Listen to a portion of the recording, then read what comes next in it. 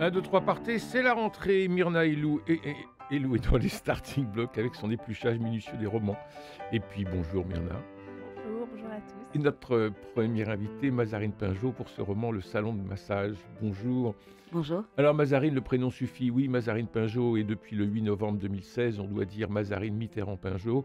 Mais normalienne, agrégée de philosophie, écrivain à succès, vous aiguisez un regard sur le monde qui est si féminin, si intelligent, si vrai que c'est bien Mazarine qui fait la signature. Avec le salon de massage, on sent que vous n'avez rien à revendiquer, que le plaisir et l'ironie guident votre écriture. Ce bonheur est communicatif, on adhère à chaque ligne, jusqu'au plus improbable. Oui, nous allons y venir. Myrna. Écoutez, moi j'ai vraiment beaucoup apprécié ce roman. C'est un roman extrêmement intelligent qui pose plusieurs questions, mais qui est tellement nuancé qu'il n'apporte pas de réponse toute faite, et c'est ça qui m'a le plus passionnée. J'ai aimé votre réflexion sur le désir, alors j'allais dire le désir féminin, plutôt le désir d'une femme en tout cas. Souela, votre protagoniste. Donc pour pitcher l'histoire, elle est enseignante, c'est une jeune femme. Elle vit en couple avec Rémi à Paris. Elle a 28 ans. Elle a 28 ans. De père marocain décédé quand elle avait 5 ans. Voilà. Tout semble bien rodé dans sa vie, somme toute assez banale, si ce n'est qu'elle cache quand même 2 secrets à Rémi. Le premier, c'est qu'elle est convaincue qu'elle ne veut jamais avoir d'enfant. Et le deuxième, c'est qu'elle va se faire masser dans un salon de massage thaï chaque semaine.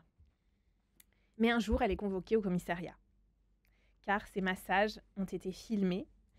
Et là, commence vraiment une sorte d'écoute intérieure de cette jeune femme, qui comprend que souvent, elle ne se sent pas à sa place. Elle se pose cette grande question, pourquoi est-ce qu'elle ne se sent pas victime, elle? Parce qu'un groupe se met en place pour porter plainte, un groupe vraiment de victimes, avec certaines personnes très... Enfin, c'est une séance Superware, Voilà. On va y revenir. Voilà. Et en fait, j'ai trouvé que ce personnage était extrêmement complexe et extrêmement intéressant, parce qu'en fait, elle ne suit que son propre désir, une voie atypique, même quand elle ne le comprend pas forcément. Et en ça, je l'ai trouvée vraiment passionnante. Alors, je voulais vous demander, Mazarine, comment vous est venue l'idée de construire ce personnage? Et peut-être pourquoi même, parce que c'est peut-être ça qui est le plus intéressant. Alors, merci déjà beaucoup pour cette lecture, effectivement très, très fine. C'est toujours difficile de savoir d'où vient un personnage, même d'où vient un roman. Évidemment, on est toujours habité par des thèmes, par voilà, des choses qui sont récurrentes dans l'écriture de ces différents ouvrages.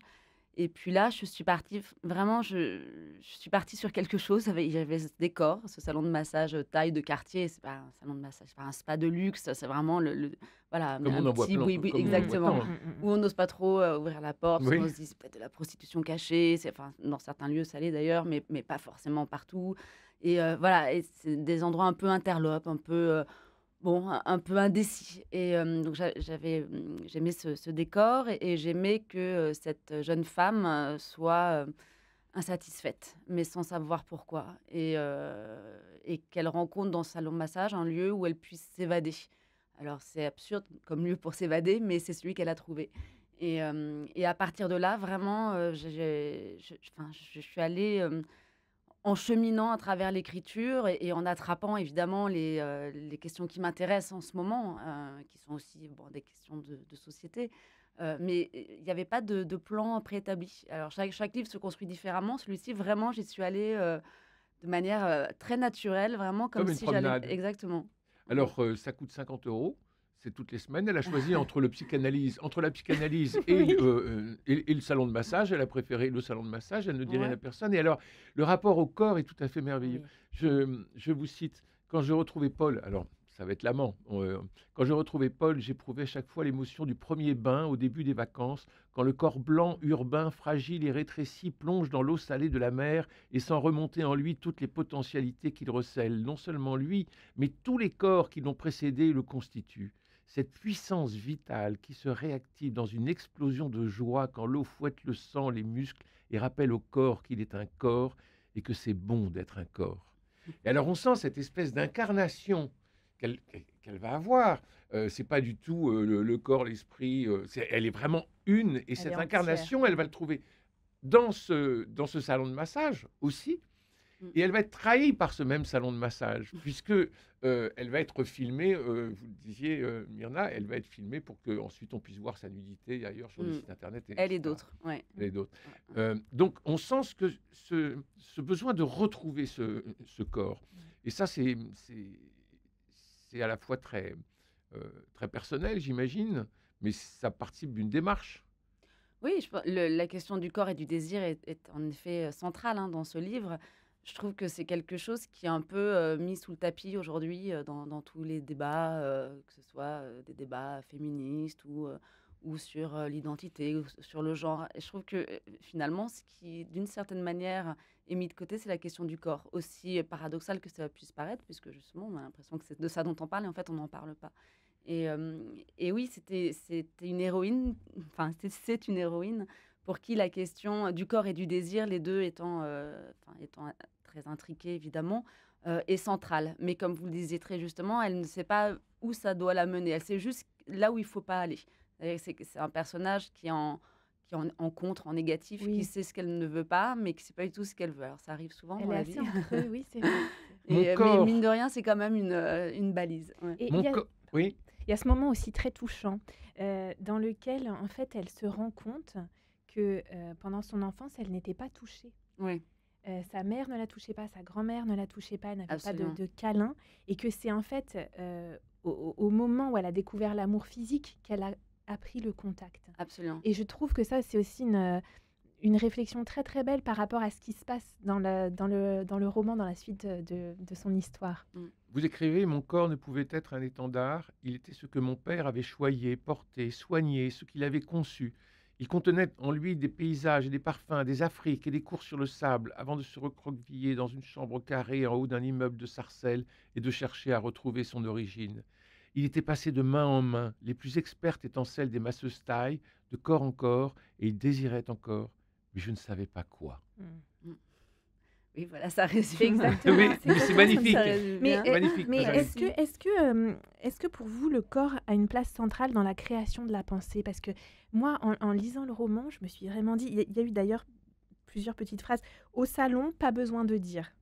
Je savais d'expérience que les massages m'aidaient à accoucher d'une vérité. Donc on sent en fait que effectivement il n'y a pas d'opposition, c'est au contraire le corps qui semble être comme un outil pour permettre la création de la pensée et pour lui permettre à elle peut-être de mieux se connaître aussi. Pour ce personnage, le corps ne triche pas. C'est la seule chose qui ne triche pas.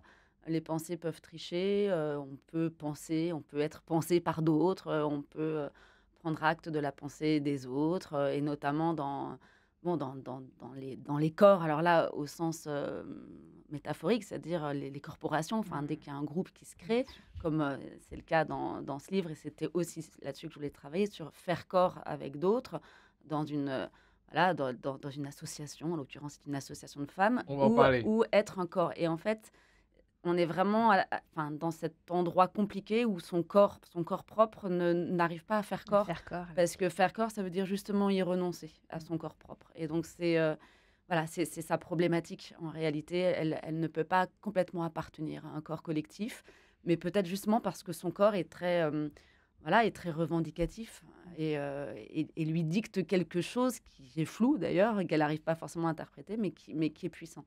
Alors, dans ce salon de massage, il y a plusieurs femmes qui, comme elle, viennent se faire masser. Il y a Catherine, il y a Fiona, il y a Sophie. Et alors, elles se retrouvent, vous le disiez, Myrna, elles se retrouvent pour faire une sorte de collectif et pour pouvoir trouver un avocat et pour pouvoir se défendre par rapport à l'humiliation qu'elles ont vécue à se faire filmer nues comme ça. Et alors là, on a un passage extrêmement drôle, plein d'ironie. Qu'est-ce que vous pensez de MeToo? Parce que Ah, je vais vous lire. Je vais vous lire. On l'entendait partout, on le lisait dans les journaux. Pas un spot sur Facebook ou Instagram qui ne l'évoque, pas une enquête de Mediapart qui n'en fasse la clé d'intelligibilité de tous les rapports sociaux. Même dans leur entourage, les femmes retrouvaient au fond de leur mémoire des gestes déplacés et se rendaient au commissariat le plus proche. Les hommes avaient peur. On sent une espèce d'hystérie collective là. Il y a une ironie très... c'est-à-dire que moi, je considère que MeToo était salvateur à plein d'égards. Oui. Hein. Je suis évidemment enfin, ce serait difficile de dire le contraire. Enfin, Mais voilà, on n'a ça pas a le droit, de permis toute façon. non, on n'a pas le droit. Mais par ailleurs, non, mais par ailleurs, ça a libéré des paroles Oui. essentielles et voilà, ça a fait beaucoup de bien. Mais comme toutes les révoltes ou les révolutions, je ne sais pas si le terme est adéquat, mais ça charrie aussi son lot d'excès et de profit d'une certaine manière. Et donc voilà, là, effectivement, c'est une satire un petit peu des excès C'est très, que très ça a drôle. pu produire. Des excès qui sont contre-productifs par rapport à ce Mm. que, enfin, à la revendication première de MeToo. Et c'est ça qui devient problématique. Moi, c'est ça qui me dérange. C'est pas le fond de MeToo. Au contraire, je pense que Oui. la libération, surtout de l'écoute plus que de la parole, était absolument essentielle. Le problème, c'est quand on commence à en faire tout et n'importe quoi et que d'une certaine manière, on discrédite justement la parole des vraies victimes, quoi. Alors, on sent un peu l'ironie voltairienne derrière votre écriture, Incarné dans Fiona. incarnée dans Fiona. Moi, j'ai beaucoup ri. Vous parlez de, je l'évoquais tout à l'heure, ce sont comme des réunions de Tupperware, hein, elles se retrouvent. J'avais l'impression d'une réunion Tupperware, ce que je me gardais bien de dire dans la mesure où la vocation de cette assemblée était d'ordre clairement féministe. Oui, alors voilà, c'est pas ironique, c'est satirique, je dirais. Parce Oui, que ironique, c'est méchant. Enfin, il y a un oui. côté méchant là. Il y a un côté mordant, alors que là, c'est... Ouais, ouais, je reste bienveillante avec tous mes personnages, mais c'est vrai qu'il y a l'une d'entre elles, donc Fiona, cette fameuse Fiona, qui est un peu caricaturale, mais comme il en existe aujourd'hui, des Bien sûr. caricatures, malheureusement. Et donc, oui, elle est professeure des universités, elle est extrêmement revendicative, elle ne fait pas dans la dentelle, elle milite, après tout, dans la militance, elle ne peut pas toujours Elle faire dans milite, la... elle recrute. Elle recrute, elle utilise, enfin Mm. voilà, elle a tous les méfaits de la militance qui n'est pas très regardante sur la manière de faire, quoi. En tout cas, c'est une bulle d'air formidable dans votre livre parce qu'on rit. Enfin, dans toute cette deuxième partie, enfin, moi, j'ai beaucoup ri et je trouve ça délicieux que sous votre plume, dans votre regard, Mazarine Pinjot, vous disiez clairement, attendez les filles, il faut pas aller trop loin, quoi, parce que tout le monde a peur. En fait, il faut aller très loin, mais pas comme Mais ça. pas Mais de cette oui, façon. Je pense qu'il faut une radicalité, mais oui, là, c'est une pseudo-radicalité, c'est-à-dire que je pense qu'elle emprunte pas des bons chemins. D'ailleurs, au procès, quand le procès arrive, c'est sa parole qui finalement crée le tollé. C'est ce qui fait que la cour doit interrompre le procès. Enfin, on sent que ça a déraillé. Parce que ça devient un procès Voilà, politique. tout à fait. Et en fait, c'est un peu son heure de gloire, cette Fiona. Et donc, elle en profite. D'une certaine manière, la question de la justice ne l'intéresse pas, Mm. puisque de toute façon, pour elle, la justice, elle est d'emblée... Elle ne lui fait pas confiance. De toute exactement. façon. Donc, voilà. Donc, c'est aussi toutes ces questions qui se posent, mais qui sont d'ailleurs, indépendamment du livre, des vraies questions. Est-ce qu'on peut faire confiance à la justice? Est-ce que les réseaux sociaux ou la société civile peut s'y substituer? Bon, moi, je pense pas. C'est pas ma réponse. Mais bon, après tout, pourquoi pas? Enfin, en tout cas, on peut en discuter. C'est intéressant. Voilà. Ouais. Soulia, pardon. La domination patriarcale a régenté la société depuis la nuit des temps, mais a rencontré le système capitaliste structurellement impérialiste pour asseoir son règne. La lutte que nous menons depuis des années, ça ne t'aura pas échappé, consiste à renverser cet ordre. Nous n'avons pas beaucoup de moyens, mais il y a ce qui s'appelle Internet, qui nous a permis de commencer une révolution d'un nouvel ordre. Pour ma part, je me sentirais coupable de passer à côté. Voilà, ça, c'est On sent Fiona. cette radicalité, cette espèce de force où finalement tout est mélangé. C'est-à-dire qu'il y a un vrai problème structurel, social, mais qui devient politique, qui devient historique, et puis c'est une sorte de gloubi-boulga finalement. Oui, puis surtout, elles se sont fait filmer à leur insu, ce qui est un crime, Oui, mais elles allaient se faire masser. C'est-à-dire que oui. c'est pas un acte extraordinairement courageux en tant que combattante féministe. Mais... Alors, moi, il y a un autre aspect du roman que j'ai trouvé fascinant. C'est qu'en fait, effectivement, dans ce salon de massage, il y a comme une métaphore de la psychanalyse. Et d'ailleurs, très tôt dans le roman, hein, on sent cette femme qui veut suivre son désir avec un D majuscule. Et donc, c'est intéressant parce qu'elle est en couple avec Rémi. C'est un couple quand même très, très normé, assez stérile, qui est assez triste finalement. On parlait, mais on ne dialoguait jamais. J'ai beaucoup aimé cette nuance-là. Une routine très installée. Finalement, chacun y trouve son compte parce qu'elle est rassurée aussi d'avoir ce port d'attache, ce garçon très gentil qui ne surprend pas, mais qui est là, qui est un peu un pansement. Et elle ignore pourquoi, mais elle ne lui parle pas de ce moment qui est si important pour elle, du massage, parce que c'est le moment où peut-être elle elle peut être ailleurs, elle peut être hors de sa propre histoire. Qu'est-ce que ça dit, ça, pour vous? De pas dire quelque chose à l'homme avec qui on partage sa vie ou le compagnon ou la compagne avec qui on partage sa vie, c'est toujours une manière de préserver quelque chose de l'ordre d'une intimité qu'on ne veut pas partager. Donc, c'est quand même l'indice qu'il y a un problème. Alors, il ne s'agit pas forcément de toujours tout partager, mais là, comme c'est quelque chose d'essentiel pour elle, c'est un peu l'espèce de point de fuite qui lui permet de vivre son quotidien. Et dans son quotidien, il y a son couple. Mais c'est vrai que c'est un couple qui est un couple social, qui est un couple, qui est un beau couple, enfin, qui est Nous un Très étions couple heureux. attendu. parfait, voilà. Nous étions heureux ensemble, je l'aimais beaucoup, le respectais, l'admirais, le problème venait de moi, j'en étais convaincu. Mm. C'est quand même terrible, cette espèce d'autoflagellation qu'elle a. Et donc, on aura la solution à la fin du livre, parce que le mal-être de Souelia ne viendrait-il pas du père mon père fantôme, même de son vivant, écrivez-vous. Ce fantôme qui encombre toujours le présent, c'est un thème, et c'est un sujet que vous avez déjà traité, qui revient ici en fin du livre. Est-ce que c'est la clé de l'instabilité, de la mésestime de soi que trimballe votre narratrice tout le temps? C'est l'une des clés. Ouais, En tout cas, c'est un livre qui est aussi une quête identitaire, une quête des origines. bien Et, sûr. et en effet, c'est l'une des clés. Alors, à la fois l'absence du père, la mort très précoce du père, Elle a 5 ans. et puis la relation à sa mère aussi, qui Mm. n'est pas, Le qui est milieu pas toujours d'origine. simple. Mm. Le milieu d'origine. Et voilà, et le fait qu'elle n'a pas été... elle n'a pas été vraiment portée, quoi. Oui, bien Oui, sûr. elle a eu une enfance difficile, Voilà. compliquée, on va euh, dire. dont elle n'a pas, enfin, dont elle ne se plaint pas d'ailleurs, mais Mm. effectivement, en tout cas, elle intériorise la culpabilité. Elle pense que les choses sont de sa faute. C'est un personnage totalement névrotique, parisien, comme il en existe beaucoup. Or, Qui elle est ouais. très jeune, elle a 27 ans, elle est Mm, vraiment au début de sa vie, elle est prof des écoles en CM1, enfin, mm. elle commence cette relation avec Rémi, elle est inquiète quand Rémi veut un enfant avec elle, où elle se dit, bah, finalement, oui, je l'aime, mais là, c'est un peu beaucoup, donc ça va être un peu Mm. compliqué. Et Oui, on sent l'enfance, c'est la pire chose à offrir à quelqu'un. Elle est quand même assez, assez claire hein, dans ses idées. En Hein. tout cas, au Oui. début. Oui, bien Euh, sûr. mais elle est très jeune, et on a l'impression que elle a vieilli un peu trop vite. C'est-à-dire qu'on a l'impression que Oui, elle est habitée par une grande gravité. Hein. elle est Ouais, habitée ouais, par une ouais, grande ouais, gravité, ouais, tout ouais. à fait. Et la gravité du père fantôme, la gravité de la relation avec la mère, la gravité de cette relation avec Rémi. Alors ensuite, il va y avoir l'amant. Et puis, L'amant, pardon, la gravité du creux, parce que c'est vrai que c'est un personnage qui est beaucoup en négatif. Mm. Elle ne se connaît pas vraiment, elle ne sait pas vraiment ce qui pourrait lui donner plus d'élan. Et ça, c'est quand même très marquant dans ce personnage, j'ai trouvé. oui, il lui manquait juste la lecture de l'horoscope tous les jours. Non, mais c'est ça, c'est qu'elle attend Ouais. des signes pour savoir où elle... Enfin, c'est quelqu'un qui erre, mais comme moi j'ai l'impression que d'être jeune et errer ne sont pas incompatibles. Non.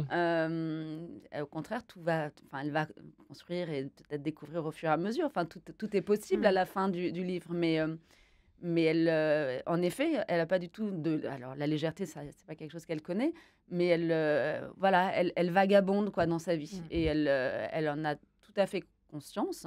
Et ça lui convient tant qu'elle ne trouve pas là où il faut aller. Et ce qui fait qu'on sait là où on est, c'est justement c'est le désir. C'est-à-dire, le désir, il ment pas, il triche pas. Alors, il ne nous amène pas toujours au bon endroit, mais au moins, il est difficile d'en douter quoi, quand il est là. Et ce qui est merveilleux, c'est l'authenticité de votre personnage et puis cette honnêteté qu'elle a. Oui. On est tout de suite en empathie avec elle. C'est-à-dire Oui. qu'on ne peut avoir aucun jugement de qui elle est, de ce qu'elle Elle est très honnête Elle avec est elle-même. très honnête avec elle-même. Elle comprend vraiment les périodes de flot. Elle pose des questions. Elle se raccroche à finalement l'incarnation, c'est-à-dire son corps. Mon corps, mon corps, c'est ma mémoire. Mon corps, c'est moi. Mon corps, c'est ma présence au monde.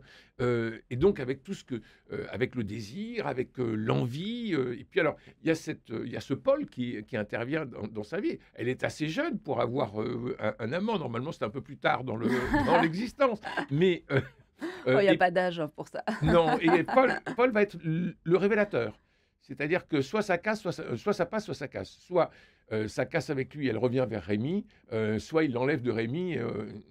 Bah, elle connaît en tout cas avec ce deuxième personnage masculin une vraie passion, quoi. Ouais. Quelque chose qui est échevelé, enfin extrêmement intense, torride. Donc voilà, là, Ah elle bah, c'est pas découvre quelque plan-plan. chose. Non, elle découvre Voilà. quelque chose, sauf que la situation, bon, on peut pas tout raconter, Non, mais est plus que achetez le livre. compliquée, quoi. Elle s'est quand même mise dans un pétrin, on va dire. Oui, Elle a vraiment choisi l'homme qu'il fallait pas choisir, quoi. Donc mais voilà, elle fait pas que des ça, bons choix. ça Mais arrive à tout le monde. et bien sûr, Pourquoi avoir que des bons choix qui nous voilà, sont proposés, sinon il n'y a plus de choix? bien sûr. En fait, lui, c'est Vous parlez de l'élément Paul ou de Rémi? de Paul. Ouais. C'est l'élément qui est hors norme sociale, je trouve, dans sa vie à elle. C'est un peu le grain de sable qui fait que elle va sortir de quelque chose qui est un petit peu, qui est une routine installée en fait, hein. Et d'ailleurs, elle tremble beaucoup. J'ai remarqué à chaque fois qu'elle doit le voir, qu'elle le rencontre, elle a des symptômes vraiment physiques, encore une fois. Et c'est ça Elle vibre.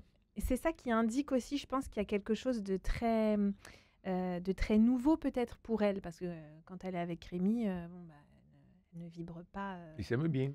Elle ne vibre pas comme ça. Oui, mais Paul, Paul, c'est le feu, ce que vous disiez, Mazarine Pinjot, c'est la passion, c'est le côté échevelé, enfin, on sort du plan-plan, enfin, et Oui, mais pas que, parce que avec Paul, elle dialogue. Moi, c'est ça que j'ai trouvé très intéressant. ouais, C'est qu'ils parlent. Ils ont des atomes crochus qui ne sont pas que physiques, en fait, hein. oui, Lui bien est sûr. très tendre aussi avec elle. Enfin, j'ai aimé, en fait, qu'elle découvre une autre dimension, finalement, par rapport à ce qu'elle connaissait Vous allez dire que c'est le père auparavant. non assumé, vous allez jusque-là? Moi, non, je ne l'ai pas lu du tout comme ça. C'est Non, vrai moi qu'il est non. plus âgé qu'elle et tout, mais Oui, bon. Non, moi, je ne mais l'ai pas lu Ouais. du tout comme ça. Pour non. moi, c'était pas ambigu de ce côté-là, la relation avec, Mais c'est vrai avec Paul. que en fait, Mazarine enfin, Pinjot. ce que ça raconte aussi, enfin, traduit encore autrement, c'est la question de l'intime. C'est-à-dire qu'avec Rémi, finalement, elle partage pas une vraie intimité, alors qu'avec Paul, elle partage une vraie intimité, dans tous les sens du terme, que ce Oui, soit au oui, sens oui. physique, mais surtout au sens, enfin, Du monde intérieur. voilà, du monde intérieur. Et cette intimité, elle le trouvait dans le salon de massage. Enfin, voilà. Donc c'est aussi je trouve intéressant de nouer la question du désir à la question de l'intime. Oui. Hein, et c'est comme ça, je pense que on se construit quand on arrive justement à être en résonance avec cette intimité-là, sans trop la masquer et pouvoir la partager, quoi. Parce qu'au salon, voilà, la différence, c'est que ce n'était pas partagé. Et là, c'est peut-être ça qui va lui permettre de grandir, c'est que cette fois-ci, c'est partagé. Je vous cite encore, Mazarine Pinjot, le salon de massage était loin. Jo, Rémi, Paul, tous ces brouillons de vie que j'avais dû abandonner, estimant les avoir manqués, les réunions de femmes, les colères et revendications, les mots d'ordre et le palais de justice, tout cela me paraissait si abstrait, si irréel. Mon désir était vaillant, il n'avait cédé sur rien et me conduisait sur ses routes en quête d'une chose plus évidente.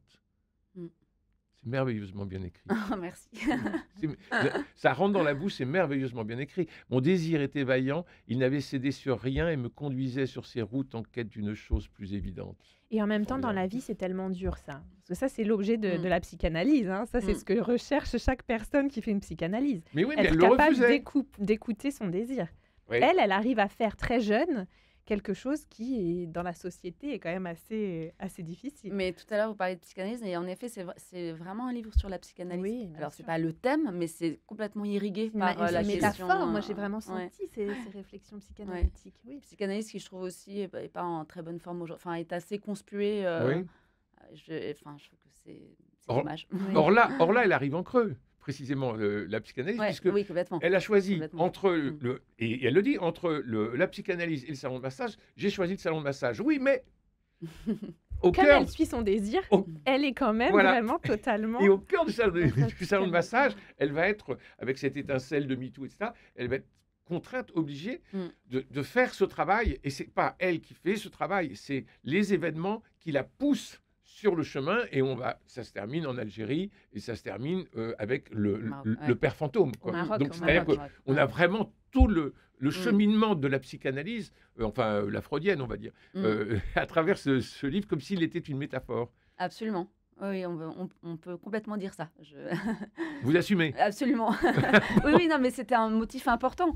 Et puis Ouais. le métier de Paul, enfin tout ça était vraiment très, voilà, c'était aussi enfin, de manière encore une fois métaphorique et par des biais, mais c'était central dans le projet de ce livre. Alors un projet encore une fois qui n'était pas ultra conscient quand j'ai commencé, mais la question de la psychanalyse était quand même présente dès le départ. Et vous l'avez rappelé, elle choisit le massage plutôt que la psychanalyse. Après tout, elle est allongée et elle parle pas, c'est un peu pareil.